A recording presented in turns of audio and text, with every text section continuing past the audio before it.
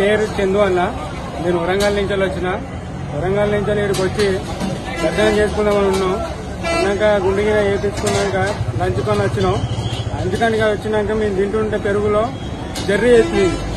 ఆ జర్రీ ఎందుకు వచ్చింది అంటే వస్తుంది పోవని అంటున్నారు. నేను గట్టిగా లేచి వీడియో తీసి నేను వీడియో ఓపెన్ చేసి చెప్పే వరకు తర్వాత అధికారులు వచ్చి అప్పుడు ఊకోండి సార్ ఆకులో వచ్చింది అది వచ్చింది అంటాను. ఇట్లయితే నెగ్లిజెన్స్ ఎట్లా? మా లాంటి పిల్లలు మాకు ఇంకోళ్ళకైతే ఫుడ్ పాయిసింగ్ అయ్యి ఇంకేమన్నా అయితే సెక్యూరిటీ ఎట్లా? ఎవరు బాధ్యతలు ఉంటారు? ఇన్నెగ్రెస్ గా ఉండి మాట్లాడుతున్నారు వాళ్ళు మాతోని. ఆ బిహేవియర్ లేదు, నెట్టేస్తున్నారు, అందరి ముందర కిందికి రమ్మంటున్నారు. ఇది కరెక్ట్ కాదన్న. ప్రభుత్వం ఏదో ఒకటి ఇచ్చి వాళ్ళకి చర్య తీయాలి, ఖచ్చితంగా వాళ్ళకి మొత్తం అన్ని చేయాలి. ఎక్కడ వచ్చారు? ఎన్ని గంటలకు జరిగింది? ఇది 1:30కి అన్న. 1:30కి లంచ్ చేసుకున్నాం. లంచ్ చేసుకుంటేనే స్టార్ట్ అయింది. ఇది ఏ ఏరియాకి వచ్చారు? ఏ ఏరియాలో పోయి ఫోన్ చేశారు? 2 అన్న. ఎక్కడ? కన్నగిరి మాధవ నిలయం. మాధవ నిలయంకి వచ్చింది. ఏ ప్లేస్ లో? మాధవ 2లా. మాధవ 2లా.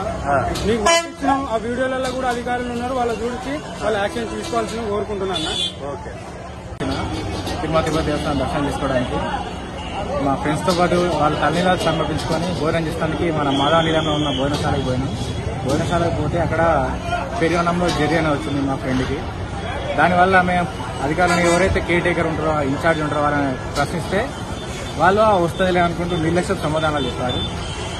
కానీ మేము తర్వాత ఈ వీడియోతో గట్టిగా మాట్లాడిన తర్వాత వాళ్ళ అధికారులు వచ్చి ఆయనకు చెవులు విని రావు, ఆయనకు సరిగా మాట్లాడడం రాదు అని చెప్పి మమ్మల్ని తప్పుదో పట్టిస్తున్నారు. దీనివల్ల చాలా మంది చిన్నపిల్లలు, భక్తులు అందరూ కూడా ఇబ్బంది పడతారు ఆ ఫుడ్ పాయిజన్ వల్ల. దాని గురించి మీరు ప్రభుత్వం చర్యలు తీసుకుంటారని కోరుకుంటున్నారు.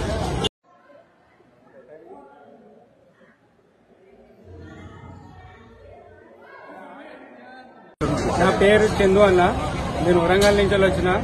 వరంగల్ నుంచి ఇక్కడికి వచ్చి దర్శనం చేసుకుందామని ఉన్నాం. అన్నాక గుండెగిర వేయించుకున్నాక లంచ్ కొని వచ్చినాం. లంచ్కానికి వచ్చినాక మేము తింటుంటే పెరుగులో జర్రీ వేసింది. ఆ జర్రీ ఎందుకు వచ్చింది అంటే వస్తుంది పోవని అంటున్నారు. నేను గట్టిగా లేచి వీడియో తీసి నేను వీడియో ఓపెన్ చేసి చెప్పే వరకు తర్వాత అధికారులు వచ్చి అప్పుడు ఊకోండి సార్ ఆకులో వచ్చింది అది వచ్చింది అంటాను. ఇట్లయితే నెగ్లిజెన్స్ ఎట్లా? మా లాంటి పిల్లలు మాకు ఇంకోళ్ళకైతే ఫుడ్ పాయిసింగ్ అయ్యి ఇంకేమన్నా అయితే సెక్యూరిటీ ఎట్లా? ఎవరు బాధ్యతలు ఉంటారు? ఇన్నెగ్రెస్ గా ఉండి మాట్లాడుతున్నారు వాళ్ళు మాతోని. ఆ బిహేవియర్ లేదు, నెట్టేస్తున్నారు, అందరి ముందర కిందికి రమ్మంటున్నారు.